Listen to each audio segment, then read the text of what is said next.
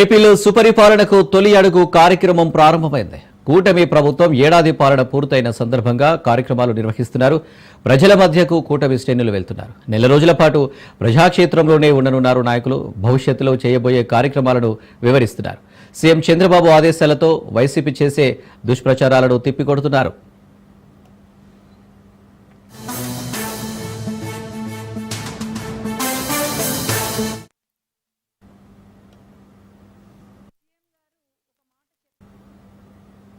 అమ్మ, మీరు ఎంపీగా పని చేయొద్దండి, కాన్స్టిట్యున్సీలో ఒక కార్యకర్తగా పని చేయండి అని చెప్పారు. ఆ మాట నాకు ఇప్పటి వరకు అదే గుర్తుంది. అలానే పనిచేస్తున్నాను సార్ నేను. అట్లాగే లోకేష్ అన్న అన్నారు, మీ డాక్టర్లకు హ్యూమన్ టచ్ ఎంత ఇంపార్టెంటో పాలిటీషియన్స్ కి కూడా హ్యూమన్ టచ్ అంతే ఇంపార్టెంట్ అని చెప్పారు. అదే విధంగా ముందుకు వెళ్తున్నాం. అయితే మొట్టమొదటిగా నన్ను భుజాన వేసుకొని ప్రజల్లోకి తీసుకువెళ్ళినటువంటిది తెలుగుదేశం పార్టీకి పటిష్టంగా ఉన్నటువంటి కార్యకర్తల బలం. వాళ్ళు ఉన్నారు కాబట్టే అంత ఫాస్ట్ గా వెళ్ళగలిగాం. ఇది ఫండమెంటల్ ఆస్పెక్ట్. దీన్ని ఎప్పుడు కూడా ఎవరు ఏ నాయకులైనా కూడా మర్చిపోకూడదు. అదేవిధంగా మన కార్యకర్తలు ఉన్నారు. కార్యకర్తలకు ఎంతో మందికి ఈ రోజున చీఫ్ మినిస్టర్ రిలీఫ్ ఫండ్ ఇస్తా ఉన్నాం. ఎక్కడ ఏ స్టేట్ లో గానీ ఎక్కడా లేదు ఇది ఇంత అద్భుతమైనది. నేనే ఎన్నో చెక్కులు ఇచ్చాను. అదేవిధంగా ఇసుక భవన కార్మికులు ఒకప్పుడు ఘోరంగా ఉండేది. భవన కార్మిక ఉద్యోగ వాళ్ళకి జాబ్ లేక ఈ రోజు ఇసుక పాలసీ అంతా మనం జీరో చేసాం. అలాంటి వారి దగ్గరికి వెళ్ళినప్పుడు అవి చెప్పగలగాలి. ఇప్పుడు మనం డోర్ టు డోర్ పోయినప్పుడు మాత్రం ఒక్కటి ఏమంటే అండి, మన గ్రౌండ్ రియాలిటీ తెలుస్తుంటుంది. ఏమన్నా ఇష్యూస్ ఉంటే అధికారులకు ఇమీడియట్ గా చెప్పేదానికి అవకాశం ఉంటుంది. ఎందుకంటే అధికారంలో ఉన్నాం కాబట్టి వాళ్ళకి అఫీషియల్స్ కి చెప్పి నోట్ చేయడం జరుగుతా ఉంది. డోర్ టు డోర్ మించిన క్యాంపెయిన్ మాత్రం ఏది ఉండదండి. అందుకనే అంత ఇంపార్టెన్స్ ఇచ్చి ఈ రోజు దాదాపు 1 month ప్రజల్లోకి తీసుకుపోవాలని చెప్పి సార్ ఆదేశాలు ఇవ్వడం జరిగింది. సో గ్రౌండ్ లో రియాలిటీ బాగా తెలుస్తుంది. మనము మన పార్టీ అధికారంలో ఉంటేనే మనం ఏమైనా చేయగలుగుతాం. పార్టీ ఏదైతే ఆదేశాలు ఇచ్చారో అది కానీ మనం తీసుకుపోయినామంటే మాత్రం సాధించేదానికి అవకాశం ఉంటుంది. సంక్షేమ పథకాలు అనుకోండి, లేకపోతే డెవలప్మెంట్స్ లాస్ట్ 1 year జరిగిండేవి కానీ అవి కూడా ఎక్స్ప్లెయిన్ చేస్తూ, అంటే బ్రీఫ్ గా చెప్తూ, పాంప్లెట్ కూడా అందజేసి చెప్తూ ఈ యాప్ లో ఎక్కించుకోవడం అనేది చాలా ఇంపార్టెంట్. ఇవన్నీ చేస్తే గ్యారంటీ సాధించేదానికి అవకాశం ఉంటుంది. సరిగ్గా సంవత్సరం క్రితం మనం ప్రభుత్వాన్ని ఏర్పాటు చేసినటువంటి రోజున మనం ప్రజలకు ఇచ్చినటువంటి వాగ్దానాన్ని నిలబెట్టుకోవాలి అన్నటువంటి ఒక కమిట్మెంట్ తోటి ఈ ప్రయాణాన్ని కొనసాగిస్తే చాలా గాడిన పెట్టేటువంటి ప్రయత్నం చేశాం. ఒకవైపు ఈ కూటమి ప్రభుత్వం వల్లనే ఈ రాష్ట్రం గాడిన నిలబడింది అనేటువంటిది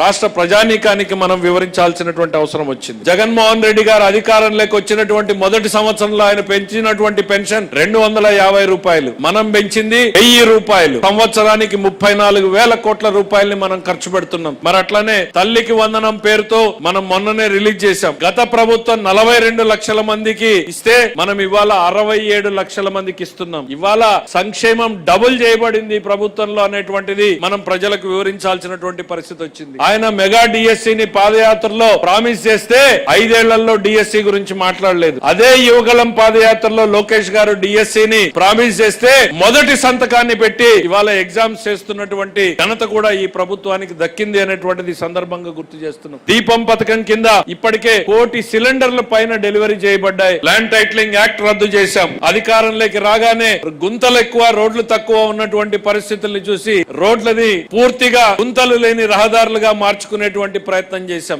ఈ కూటమి ప్రభుత్వం సంవత్సర కాలం విజయవంతంగా జరుపుకున్న సందర్భంలో శుభాకాంక్షలు తెలియజేసుకుంటున్నాను. ఎన్నికలు జరిగితే ఏ ఎన్నికల్లో కూడా అటువంటి స్ట్రైక్ రేట్ తో సుమారు 100కి పైగా ఉన్నటువంటి స్ట్రీట్లలో అంత స్ట్రైక్ రేట్ తో ఏ రాష్ట్రంలో ఏ ప్రభుత్వం కూడా ఏర్పడలేదు. మన దగ్గరే 94% స్ట్రైక్ రేట్ తో కూటమి ప్రభుత్వం ఏర్పాటు చేసుకున్నప్పటికీ కూడా ఆ రోజు గెలిచిన తర్వాత సిచ్యువేషన్ చూస్తే అంత పెద్ద స్ట్రైక్ రేట్ తో మనం గెలిచినా సరే శుభాకాంక్షలు అనేది మనం అందరం కూడా ఒకరికొకరు చెప్పుకునే పరిస్థితుల్లో లేవు. 5 సంవత్సరాలు ఈ రాష్ట్రం అనుభవించినటువంటి కష్టాలు చూసి అందులో మమేకం అవుతూ మనం కూడా పోరాటాలు చేసి గెలిచిన తర్వాత ప్రతి ఒక్కరిలో కూడా ఒకే ఆలోచన కనబడింది. తిరిగి ప్రజల దగ్గరికి వెళ్లి వాళ్ళ కష్టాలని ఎంత తొందరగా మనం అందరం కూడా సమస్యల్ని పరిష్కరించదాం అని ప్రజలకి భయాందోళన నుంచి మళ్ళీ తిరిగి సామాన్యమైనటువంటి జీవన శైలిలో తీసుకుని వచ్చే విధంగా రాష్ట్ర పరిపాలన మళ్ళీ గాడిలో పెట్టుకుంటూ మనం ముందుకు నడిపించాం. ఆ ఆలోచనతోనే ఈ సంవత్సరం పాటు కాలంలో అనేక విజయాలు విజయాలు మనం సాధించాం. రాష్ట్ర ప్రభుత్వంతో పాటు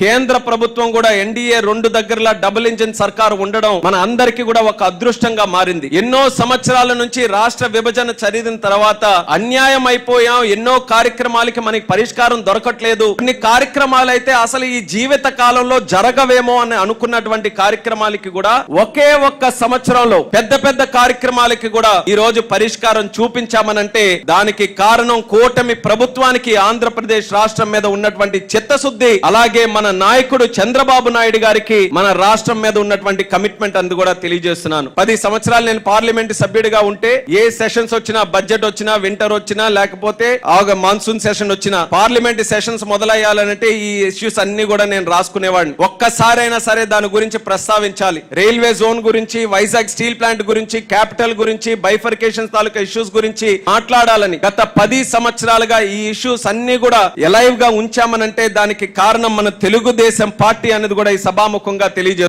ప్రభుత్వం వచ్చిన తర్వాత కూడా ఎన్ని కష్టాలు ఇబ్బందులు ఉన్నా గౌరవ ముఖ్యమంత్రి గారు పరిపాలనా కార్యక్రమాల్లో గాని మొత్తం అస్తవ్యస్తం అయిపోయినటువంటి విధానాలన్నీ కూడా క్రమీకరణ చేసుకున్నాం. ఇవాళ పెన్షన్లు గాని, గ్యాస్ సిలిండర్లు గాని, రేషన్ గాని అన్ని కార్యక్రమాలు కూడా ప్రజలు ఎక్కడా కూడా ఏలెత్తి చూపించకుండా కార్యక్రమాలు చేశాం. ఇవాళ మరి తల్లికి వందనం కింద నారా లోకేష్ గారు చాలా మంది అన్నారు తల్లికి వందనం సాధ్యం కాదన్నారు. కేవలం 42 లక్షల మందికి జగన్మోహన్ రెడ్డి ఇస్తే ఇవాళ 67 లక్షల మందికి మనం ఈ రోజు తల్లికి వందనం ఇస్తున్నామంటే అది ఆంధ్ర రాష్ట్రంలోనే కాదు భారతదేశంలోనే ఒక రికార్డ్ అని మనం ఖచ్చితంగా చెప్పాల్సినటువంటి అవసరం ఉంది. అలాగే మనం చూసాం అన్ని కార్యక్రమాలు మనం చేసుకెళ్తున్నాం. ఆగిపోయిన పోలవరం స్టార్ట్ చేశాం, రాజధాని పనులు స్టార్ట్ చేసుకున్నాం. మొన్న ఏదైతే ప్రపంచ స్థాయిలో ఎవరు సాధ్యం కాని యోగాంధ్ర కార్యక్రమాన్ని చేసి ఇవాళ ఒక గుర్తింపు తీసుకొచ్చినటువంటి ఘనత మన ముఖ్యమంత్రి చంద్రబాబు నాయుడు గారిని కూడా ఈ సందర్భంగా మీకు తెలియజేస్తా ఉన్నా. ఈ ప్రపంచంలో ఏ రాజకీయ పార్టీకి లేనటువంటి వ్యవస్థ మనకుంది, పార్టీ స్ట్రెంత్ మనకుంది, కార్యకర్తలు మనకున్నారు. సభ్యత్వాలు పిలిపిస్తే ఇవాళ 1 కోటి సభ్యత్వాలు చేసినటువంటి ఏకైక పార్టీ ఇవాళ తెలుగుదేశం పార్టీ అని కూడా మనం గట్టిగా చెప్పాల్సినటువంటి